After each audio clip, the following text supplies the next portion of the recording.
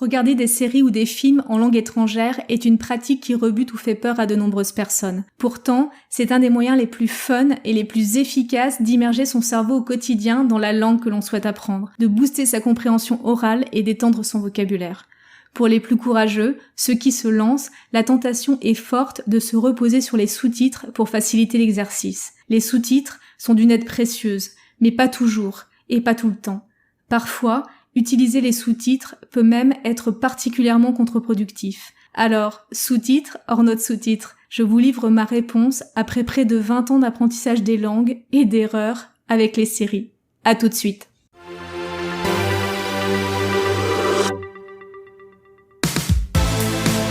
Bienvenue dans le podcast Language Booster, l'émission qui combine les techniques des plus grands polyglottes, la psychologie de la performance, les dernières découvertes des neurosciences et les outils numériques, tout cela dans un but unique, vous permettre de passer au niveau supérieur dans votre maîtrise des langues.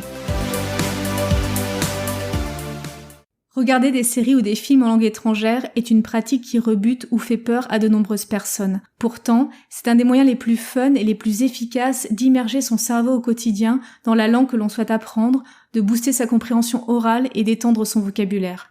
Regarder un épisode de série en anglais par jour fait partie des habitudes qui ont littéralement transformé ma maîtrise de l'anglais à la fin des années 90, un outil exceptionnel que j'utilise désormais pour chaque langue que je souhaite apprendre ou renforcer. Alors bien sûr, au départ, on a un peu de mal.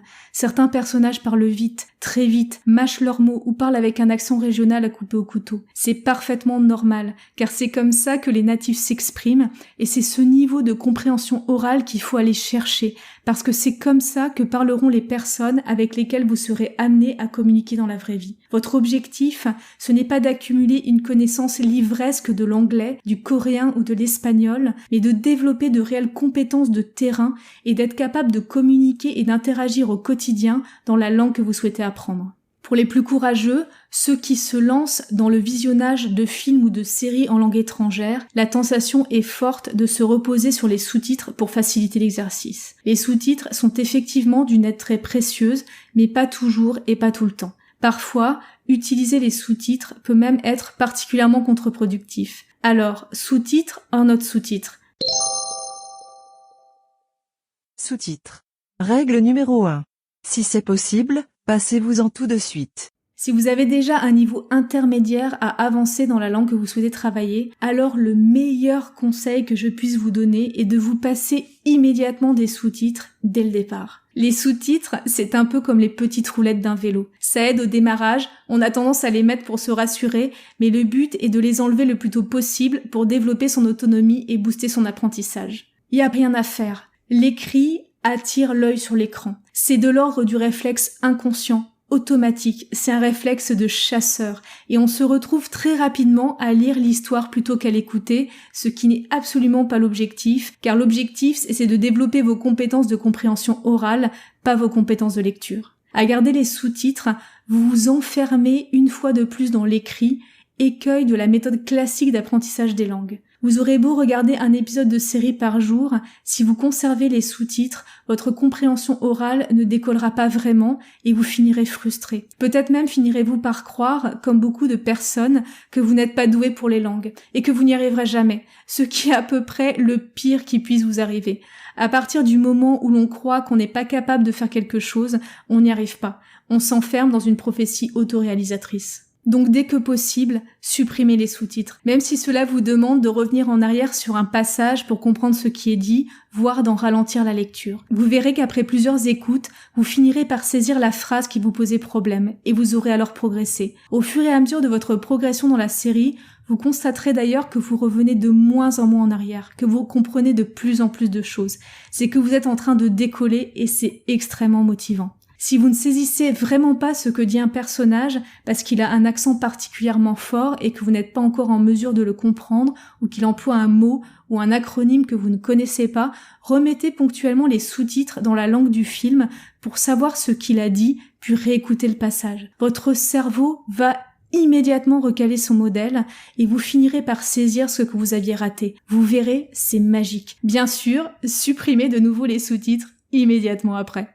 Une bonne façon de ne pas trop souffrir au démarrage quand on utilise cette méthode est de revoir en langue étrangère des films ou des séries que l'on connaît déjà avant de passer à de nouvelles histoires. Une autre façon de ne pas trop souffrir est éventuellement de regarder la série par petits bouts, quitte à couper les épisodes. Si vous peinez à comprendre et avez du mal à maintenir votre concentration sur toute la durée d'un épisode de 45 minutes, commencez par regarder la moitié d'un épisode par soir, soit 20 à 30 minutes, plutôt qu'un épisode entier. Il est plus important pour améliorer votre compréhension orale de travailler activement tous les jours, même sur de courtes durées, que d'enchaîner passivement des dizaines d'épisodes où vous ne ferez que lire. Assez rapidement, vous verrez que vous aurez de moins en moins de mal à comprendre et vous pourrez regarder facilement un épisode entier, voire plusieurs épisodes d'affilée. L'énergie cognitive dépensée pour regarder du contenu en langue étrangère ne va cesser de diminuer avec le temps. Et le stade ultime, c'est bien évidemment celui où il ne vous coûte pas plus cher en termes d'énergie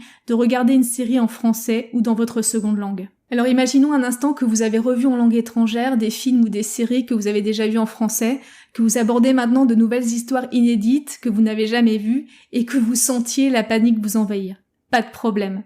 Mettez les sous-titres en langue étrangère et pas en français sur les 1 ou 2 premiers épisodes seulement, le temps de vous faire à la voix des personnages et de prendre confiance. Et puis fini. Basta, on enlève les roulettes. Vous ne pourrez pas véritablement progresser et dire que vous savez faire du vélo si vous gardez en permanence les petits trous. Sous-titres. Règle numéro 2. Dans la langue cible, et surtout pas en français.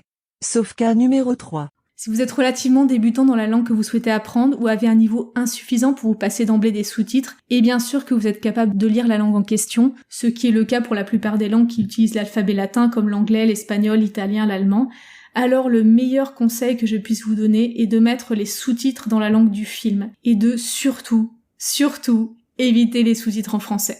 Comme nous l'avons vu précédemment, le réflexe, dès qu'il y a des sous-titres, c'est de les lire. C'est un réflexe très difficile à contrôler, et se forcer de façon consciente à ne pas lire les sous-titres demande énormément d'énergie. Quand les sous-titres sont dans la langue du film et que l'on reste attentif à ce que disent les personnages, alors ils ne sont pas inutiles, car ils permettent de caler petit à petit nos modèles cérébraux et d'améliorer notre compréhension orale. Il est également possible de repérer et capitaliser le vocabulaire qui nous manque et d'améliorer ainsi petit à petit notre maîtrise de la langue grâce à de vraies histoires et des situations de la vie quotidienne. Mais si les sous-titres que vous affichez sont en français, langue que vous lisez et maîtrisez à la perfection, alors l'exercice perd une énorme partie de son intérêt. Vous vous retrouverez très rapidement à ne faire que lire les sous-titres en français, sans plus faire attention à la bande-son, ou alors de façon marginale, et vous n'aurez même pas la possibilité de travailler votre compréhension orale en réconciliant le son et l'écrit, ou d'identifier le nouveau vocabulaire à apprendre. Au final, vous passerez sans aucun doute du bon temps, mais l'exercice que vous réaliserez ne servira pas à grand chose du point de vue de l'apprentissage des langues. Le seul bénéfice que vous en retirerez peut-être est une espèce de familiarisation semi-passive avec les sons et les structures de la langue que vous souhaitez apprendre, familiarisation qui a son utilité, mais qui est insuffisante à elle seule pour faire décoller votre maîtrise de la langue. Vous vous rendrez également rapidement compte que les sous-titres, s'ils sont extrêmement utiles, sont également imparfaits. Vous réaliserez ainsi souvent que ce que vous lisez n'est pas le reflet exact de ce que vous entendez. Il manquera un mot, ou une phrase plus courte aura été choisie dans les sous-titres pour exprimer de façon plus concise la pensée du protagoniste. Ce décalage entre les sous-titres et le son n'est pas gravissime, mais il peut s'avérer gênant, voire fatigant. Si ces décalages provoquent une gêne croissante, voire même commencent à vous agacer prodigieusement, c'est le signe qu'il est peut-être temps pour vous de vous débarrasser complètement des sous-titres, et là, je vous renvoie à la règle numéro 1. Sous-titres. Règle numéro 3. Le seul et unique cas où les sous-titres en français sont acceptables. Cela va peut-être vous paraître un peu fou ou étonnant, mais regarder des films ou des séries dans la langue que l'on souhaite apprendre dès les premières semaines d'apprentissage d'une nouvelle langue peut être une excellente idée pour plusieurs raisons. La première, c'est que c'est un très bon moyen de se familiariser avec le sound system de la langue cible. Se plonger dès le départ dans du contenu audio natif, même si on ne comprend rien de ce qui est dit au départ, est un excellent moyen de repérer les sons que l'on connaît, ceux que l'on ne connaît pas et qu'il va falloir apprendre à prononcer, mais aussi de se faire au rythme de la langue, aux intonations. En un mot, de se faire une idée précise du résultat final que l'on vise en termes d'expression orale et de commencer à se faire l'oreille et le cerveau. Bien sûr, il est inenvisageable et surtout contre-productif de s'infliger le visionnage d'heures et d'heures de vidéos où on ne comprend strictement rien. C'est profondément démotivant et ça sert pas à grand chose. Pour que notre cerveau commence à acquérir et fixer une nouvelle langue, il faut l'alimenter avec un minimum de contenu compréhensible, afin qu'il puisse commencer à faire des liens et créer du sens.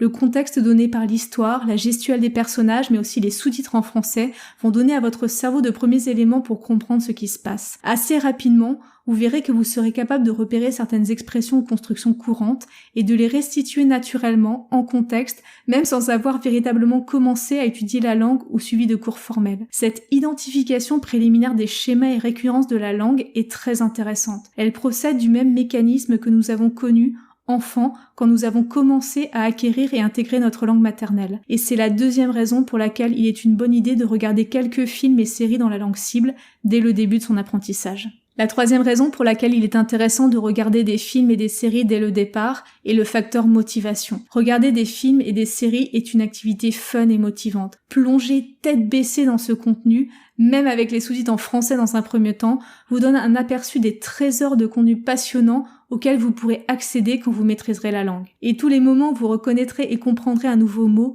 une expression ou une phrase sans l'aide des sous-titres seront autant de petites victoires qui vous encourageront à continuer. Bien sûr, cette première phase de familiarisation semi-passive avec la langue que vous souhaitez apprendre ne peut pas durer éternellement. L'exercice est intéressant, mais on en atteint très rapidement les limites, et cette phase doit rester la plus courte possible. Tout l'enjeu de votre apprentissage va être d'acquérir le plus rapidement possible la base de connaissances nécessaires pour dépasser la barrière de la langue et pouvoir aborder tout ce contenu natif avec fun et plaisir. C'est ce que nous verrons ensemble dans les formations The Road to Mastery. À tout de suite dans les formations. Bonjour. Je m'appelle Léa et je suis une voix générée par intelligence artificielle. Je ne sais pas si vous avez remarqué, mais je me suis invitée à plusieurs reprises dans l'épisode. J'ai proposé à Julie de l'aider à créer ses podcasts, mais elle préfère vous parler directement, alors je n'ai pas eu beaucoup de travail. Elle a tout de même oublié de rappeler plusieurs choses. La première, c'est que vous pouvez vous préinscrire aux formations sur notre site web en cliquant sur le lien formation. Je vous mets le lien dans la description de l'épisode. Il suffit de cliquer sur le bouton voir la formation à côté de la formation qui vous intéresse, puis de laisser votre mail. Vous serez tenu au courant directement par mail dès que cette formation sera disponible. La deuxième, c'est que vous pouvez accéder au premier module d'une formation gratuite, le Starter Kit, afin de comprendre le chemin vers la maîtrise d'une langue, mais aussi télécharger gratuitement l'ensemble des épisodes de ce podcast à partir de l'espace de formation. À tout de suite.